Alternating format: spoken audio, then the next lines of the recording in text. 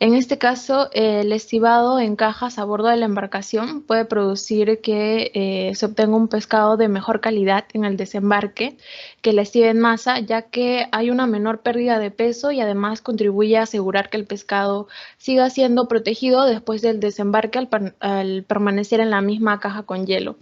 La estiva en cajas consiste en una capa inferior de hielo de unos 4 a 5 centímetros de profundidad, en la cual en los estratos del pescado deben estar rociados con hielos y debe tener una capa final en la parte superior también de aproximadamente 4 a 5 centímetros de profundidad.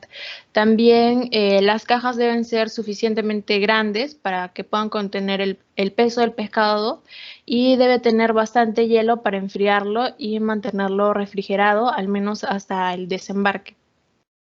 Las cajas no deben ser tan profundas como para que los ejemplares del fondo no se aplasten y deben de tener la longitud necesaria para que puedan quepar sin necesidad de doblarlos. Siguiente, por favor. En este caso, bueno, esta pregunta, ¿cuánto hielo debe emplearse a bordo?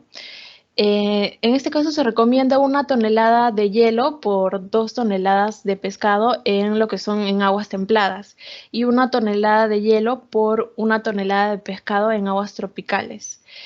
Sin embargo, puede haber diversos factores que pueden modificar la cantidad de hielo requerida, como por ejemplo las temperaturas del mar y del aire, también la eficiencia del aislamiento de la bodega de pescado o también del contenedor, la talla y la temperatura del pescado cuando se extrae del mar, también los retrasos en su manipulación, la eficacia del enfriamiento con hielo, también la temperatura media de la bodega de pescado y la duración del viaje.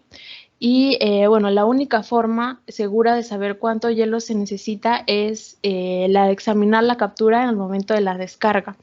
La temperatura en el centro del pescado debe ser aproximadamente de 0 grados y en el entremedio del pescado debe quedar una cantidad razonable de hielo. Bueno, si no es así, significa que no se ha empleado suficiente hielo y debe prestarse atención a las partes más vulnerables de la bodega, como por ejemplo donde está almacenado el producto hidrobiológico en las cajas contiguas que están almacenadas, entre otros. Siguiente, por favor. Bueno, en observaciones sobre la práctica correcta de la estiva, cuando se haya terminado de estivar una carga de pescado, la parte superior debe rociarse con una capa protectora de hielo, aun cuando el anaquel o la caja no estén llenos. También la bodega de pescado debe estar totalmente exenta de corrientes de aire caliente. Otro puede ser sobre el estrato superior del pescado, hay que colocar una cantidad adicional de hielo para protegerlo del calor procedentes de las luces, del aire tibio y de la cubierta caliente. Incluso cuando la bodega tiene rejillas de enfriamiento, el hielo que es añadido encima del pescado reduce el riesgo de una deshidratación indeseada o de una congelación parcial. En este caso también se recomienda que se instalen termómetros de lectura a distancia en los puntos apropiados de la bodega de pescado y esto como fin de poder controlar la temperatura del aire durante todo el viaje. Otra observación es que el hielo que se contamine durante el viaje, por ejemplo, por el contacto con el pescado con botas sucias, este hielo debe descartarse y no se debe volver a utilizar para el almacenamiento. Siguiente, por favor.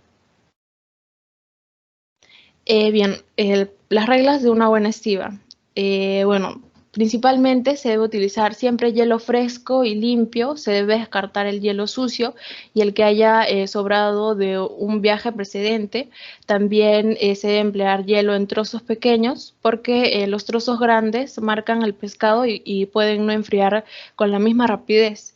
También se debe usar abundante hielo. En este caso se recomienda una capa debajo del pescado más hielo entre medio y otra encima. Esto se aplica tanto en el caso de las estivas en cajas como en la de la estiva granel con anaqueles de apoyo. Si el pescado no ha sido eviscerado, no se debe dejar pasar el tiempo, se debe enfriar rápidamente con hielo. También no se debe llenar excesivamente ninguna caja o anaquel porque estas van a aplastar el pescado. Otra regla es que se debe tener un exceso de hielo que una cantidad insuficiente. Siempre debe quedar abundante hielo entre el pescado en el momento del desembarque, ¿sí? Para que tenga una mayor preservación. Eso sería todo de mi parte. Muchas gracias.